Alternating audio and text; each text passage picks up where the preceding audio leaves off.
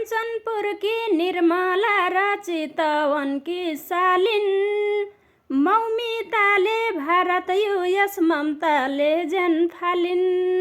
थापा छेत्री सुस्मिता र बोम्जन सुशीलाको दुईजनाकै शोषण हत्या उस्तै तरिकाको।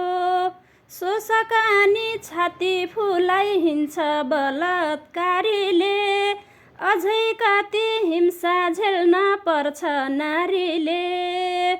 सचेत युवा बुद्धिजीवी सहमति जनाइदेऊ, यिनलाई न्याय दिन सक्ने सरकार बनाइदेऊ। यिनलाई न्याय दिन सक्ने सरकार बनाइदेऊ। कानुनको कठघरामा दोषी आउनु पर्यो, कानुनको कठघरामा दोषी आउनु पर्यो।